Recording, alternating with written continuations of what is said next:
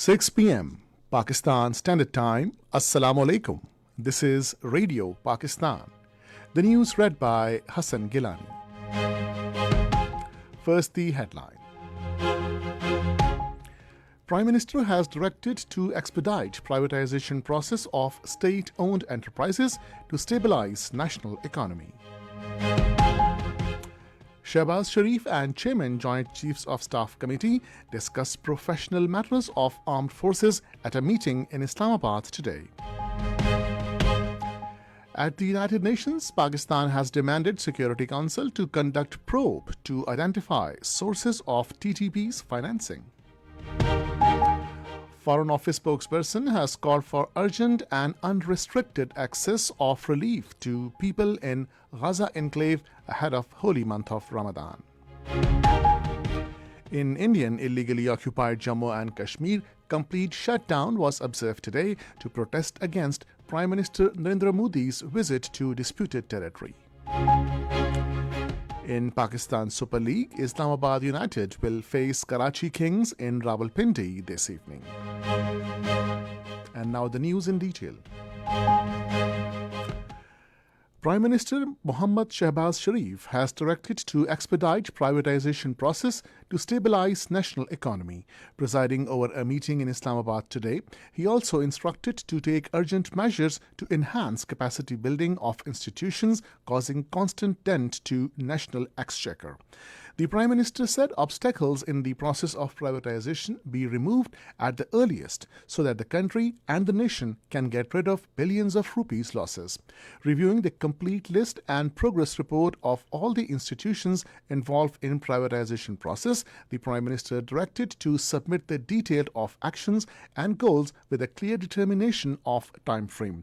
Shehbaz Sharif, on the proposal of handing over the power distribution companies to the provinces, directed to constitute a review committee which would submit its recommendations.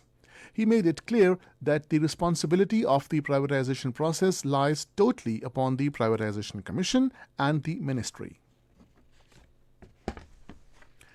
Chairman Joint Chiefs of Staff Committee General Sahir Shamshad Mirza called on Prime Minister Shehbaz Sharif in Islamabad today. He congratulated the Prime Minister for assuming office and expressed his best wishes for him. During the meeting, views were exchanged on professional matters of armed forces of Pakistan and the security situation. Former caretaker Foreign Minister Jalil Abbas Chilani called on Prime Minister Mohammad Shehbaz Sharif in Islamabad today. He gave detailed briefing to the Prime Minister on progress made in foreign affairs during the tenure of caretaker government. The Prime Minister appreciated the services of Jalil Abbas Chilani as caretaker Foreign Minister.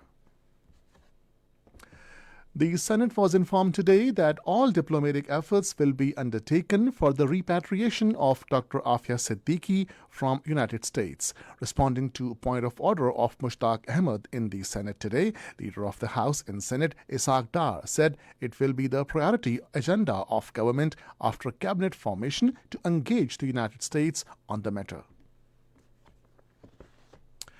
At the United Nations, Pakistan has called upon Security Council to undertake an investigation to find out how Tehreek-e-Taliban Pakistan has acquired advanced military equipment and weaponry. Speaking at a debate on the situation in Afghanistan at the United Nations Security Council, Pakistan's permanent representative Munir Akram also demanded the Council to conduct probe to identify the sources of TTP's financing. Munir Akram said, "We would expect the United Nations to call on the Afghan interim government to prevent such cross-border attacks and infiltration by TTP and other terrorist groups into Pakistani territory." He said, left unchecked, the TTP, supported by Al-Qaeda and some state sponsors, pose global terrorist threat. He also called on the United Nations Security Council to support Islamabad in its demand that Taliban authorities should disassociate itself with Tehreek-e-Taliban Pakistan, which is responsible for persistent attacks against military and civilian targets in Pakistan. Ambassador Munir Akram said the international community must also help millions of destitute Afghans through provision of unconditional humanitarian assistance. 2 terrorists were killed by the security forces in 2 separate operations in Khyber Pakhtunkhwa. According to ISPR, terrorist ringleader Shamroz alias Shine was killed in an intelligence-based operation in Khyber district. In another, in Dera Ismail Khan, terrorist Mansoor was also successfully neutralized. This is Radio Pakistan. Pakistan has called for urgent and unrestricted relief to people in Gaza enclave ahead of holy month of Ramadan. Speaking during weekly media briefing in Islamabad today, Foreign Office spokesperson Mumtaz Zahra Balot said Pakistan welcomes extraordinary session of the Council of Foreign Ministers of Organization of Islamic Cooperation held in Jeddah. She said Pakistan strongly condemns unprecedented Israeli aggression against civilians in the besieged Gaza Strip and entire occupied Palestinian territory. The spokesperson said the Council of Foreign Ministers has held the occupying power fully responsible for ongoing genocide of civilians in Gaza. Mumtaz Zahra Balot said, "We join their call for an immediate and unconditional ceasefire and cessation of Israeli aggression." She also expressed support for provision of unimpeded and adequate humanitarian, medical and relief aid, the provision of water and electricity, and the opening of humanitarian corridors to deliver urgent aid. Israeli forces have martyred 83 Palestinians in unabated bombardment on Gaza during the last 24 hours. The martyrdom toll of Palestinians in Israeli aggression in Gaza has risen to over 30,800 since October 7 last year. Meanwhile, 142 Palestinians were injured in the past 24 hours in Gaza. According to Palestinian Health Ministry, 72,298 Palestinians have been injured since 7th October. On the other hand, Israel has consistently blocked aid operations for Gaza even as the enclave falls deeper into famine. Resultantly, at least 20 people embraced martyrdom in the Gaza from malnutrition and dehydration during the last 24 hours. Meanwhile, South Africa has requested for additional action, immediate ceasefire order from International Court of Justice to prevent full-scale famine in Gaza. A complete shutdown was observed in Indian illegally occupied Jammu and Kashmir today in protest against Indian Prime Minister Narendra Modi's visit to the disputed territory. According to the Kashmir Media Service, call for the strike has been given by All Parties Hurriyat Conference and is supported by all Hurriyat leaders and organizations. Over 700 youths have been arrested without apparent cause during the ongoing crackdowns and raids by Indian Army and police in Srinagar and other districts of the Kashmir Valley. Modi's visit to IIOJK is a cruel joke with oppressed Kashmiris, as through his visit, Modi wants to mislead the world about IIOJK's real situation. Modi has virtually turned Kashmir into a killing field. The Indian police have declared Srinagar city as temporary red zone for the operation of drones and quadcopters.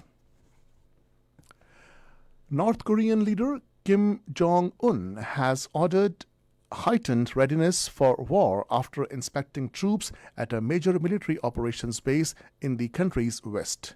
Kim's visit took place as forces from the United States and South Korea continue their annual Freedom Shield Range large-scale military exercises. In Pakistan Super League, Islamabad United will face Karachi Kings in Rawalpindi today. The match will start at 7 in the evening. And finally, the weather. Partly cloudy weather with light rain and snowfall over mountains is expected at isolated places in Upper Khyber Pakhtunkhwa, Gilgit-Baltistan, Kashmir, and adjoining hilly areas during the next 12 hours. However, cold and dry weather is expected in other parts of the country.